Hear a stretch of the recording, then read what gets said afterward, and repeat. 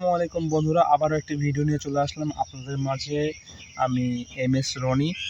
তো আজকে এমন একটা ভিডিও আপনাদের সঙ্গে নিয়ে আসছি, আপনাদের সামনে নিয়ে আসবো, যেটা হচ্ছে কিছুদিন ধরে নেট দুনিয়ায় মানে নেটের জগতে এই নবী সাল্লাল্লাহু আলাইহি ওয়াসাল্লামকে শেখ আহমদ উনি একটা আলেম। তো উনি একটা কথা বলেছিলেন যে 40 বছর বয়সে সে নবুয়ত লাভ করেছেন এবং 40 বছর বয়সের আগে 40 বছরের আগে উনি কোনো নবী ছিলেন না। নবীজি হযরত মুহাম্মদ সাল্লাল্লাহু আলাইহি ওয়াসাল্লাম তিনি নবী ছিলেন না। তো তো এটা নিয়ে অনেক তোলপাড় হয়ে গেছে নিজ জগতে।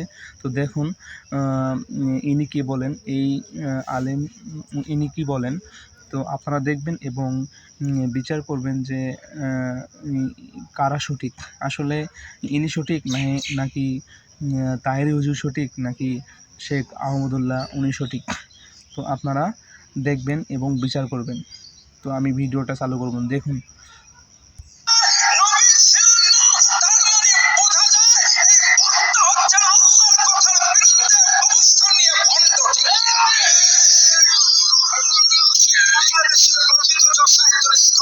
বক্তব্য দিয়েছেন আল্লাহ নবীকে 40 বছর আগে নবী ছিলেন না।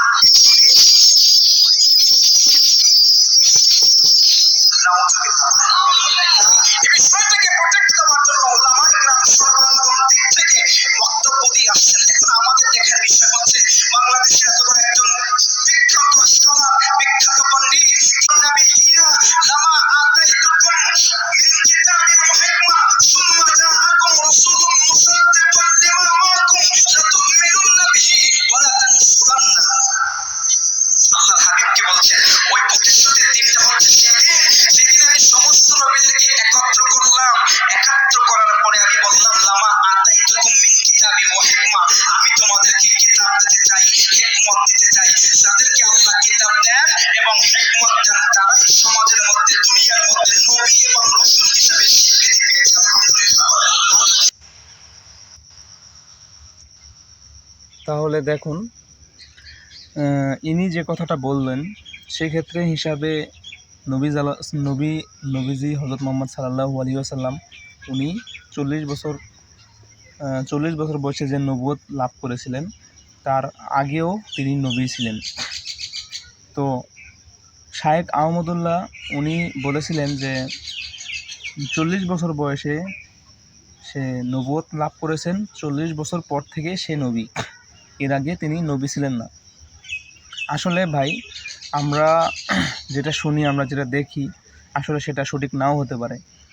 আমরা জানি যে আল্লাহ তাআলাকে নিয়ে তার নবী রাসূলগণ, তার প্রিয় সাহাবীদেরকে নিয়ে এগুলা সমালোচনা করা ঠিক হবে না।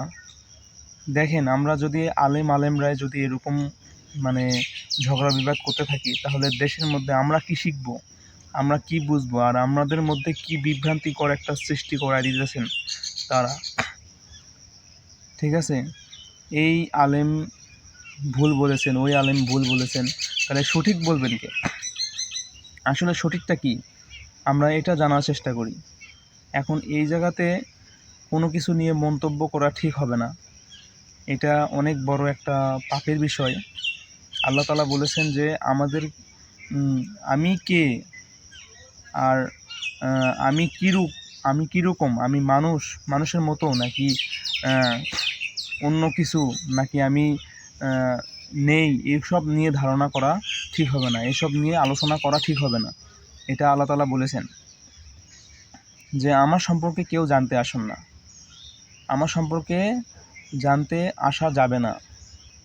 তো আসলে এরকম বিষয় নিয়ে, নবী রাসূলকে নিয়ে এরকম কথাবার্তা বলা, সমালোচনা করা ঠিক হবে না। আর একে অপরের সঙ্গে এরকমভাবে ঝগড়া ঝামেলা, এটা ঠিক হবে না। যে যার মতো কাজ করেন, এটাই আমরা চাই। আসলে এসব প্রশ্ন ঘুরপাক খাবেই। যদি ঘুরপাক খায় আর যদি আমাদের চিন্তাধারা এরকম হয়, তাহলে আমরা ভাই মুসলমান না। এসব চিন্তাধারা যদি ঘুরপাক খায়, তাহলে আমরা মুসলমান না। দুনিয়াতে যা কিছু হচ্ছে, যা কিছু হইতেছে, এসব কোত্থেকে হইতেছে? আর এই যে আমরা দুনিয়াতে আছি, এই দুনিয়াটা তো শূন্যের উপর ভাসা রয়েছে। এটা কিভাবে সম্ভব? আসলে আমরা যেটা জানতে চাই, ঠিক আছে, যেটা আমরা জানতে চাই এটা জানা আমাদের ঠিক হবে না। এটা একমাত্র কোরআন শরীফের মধ্যে লেখা আছে, সেখান থেকে যদি আপনারা পারেন জানতে পারবেন এবং শুনতে পারবেন, দেখতে পারবেন, যদি বুঝতে পারেন কোরআনটা। যদি কেউ কোরআনটা বোঝার চেষ্টা করে তাহলে সে একমাত্র জানতে পারবে।